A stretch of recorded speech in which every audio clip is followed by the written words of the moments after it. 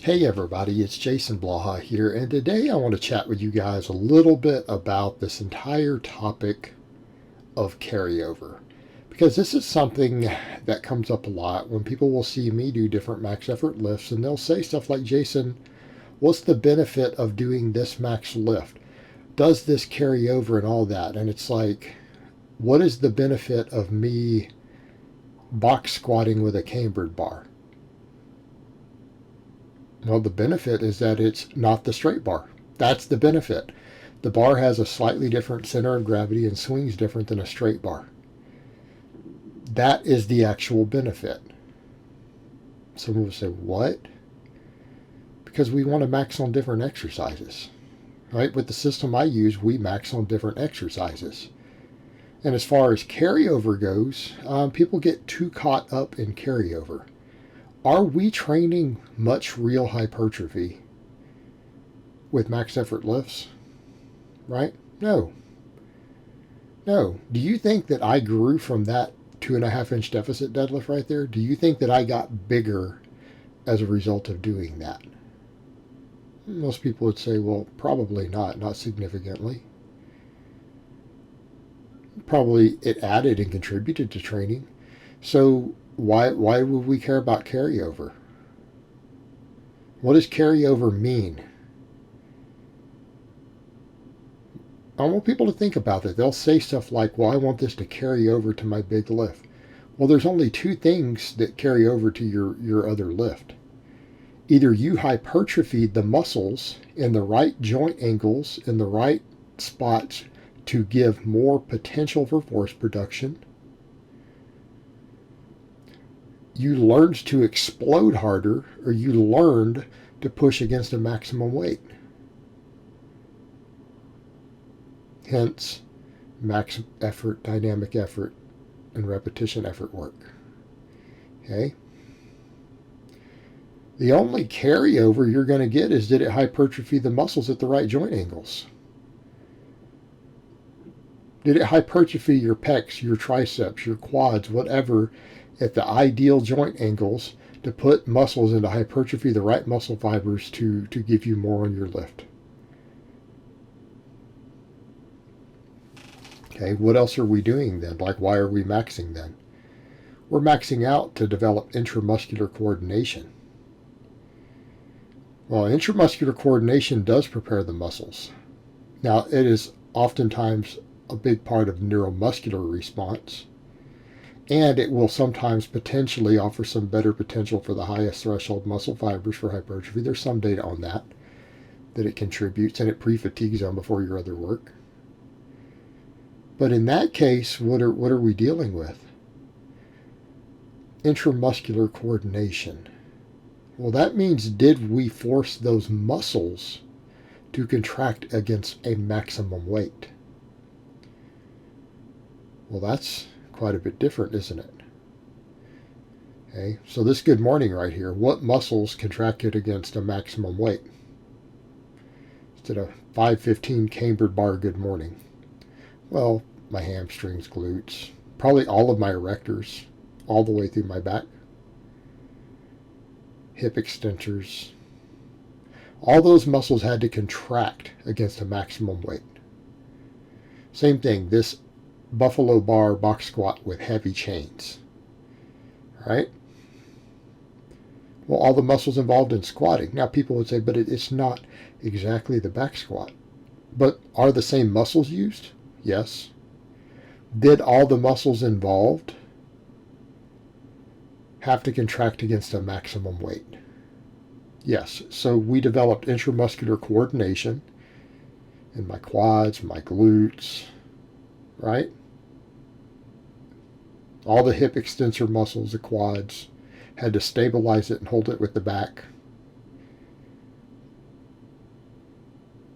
From a neuromuscular and an intramuscular coordination perspective, we did all the muscles got involved that we would use on a squat. They all had to learn to push against a maximum weight. Intramuscular coordination, that involves inside the individual muscles. We get that from all max effort work. Okay, your muscle doesn't know Your muscle doesn't know what lift you did at the intramuscular level. Your whole nervous system does, but your muscle doesn't. It only knows that it had to contract with maximum force against a maximum weight through this range of motion. That's all that muscle knows. And it develops and responds accordingly in the adaptation. Okay, that's the reason people fail to see that. They don't understand. They're like, well, guys, on the system they max on all these different lifts. So how do they get better at the main lift? Well, because we developed all the muscles. Where does most of your strength come from on you as an individual? Because you can't change your bone structure. You can't change your insertion points. So what structural changes can you make that make you stronger? Well, you gain muscle. Okay? A bigger muscle has more strength potential. That's entirely understood. It's not a point of contention. It's well understood in the scientific literature. And it doesn't matter that you know some guy out there who's not very big, who lifts a lot of weight. He has more muscle now than he did when he could lift 100 pounds less on that exercise. He has more muscle. Okay? He had to get bigger to lift it.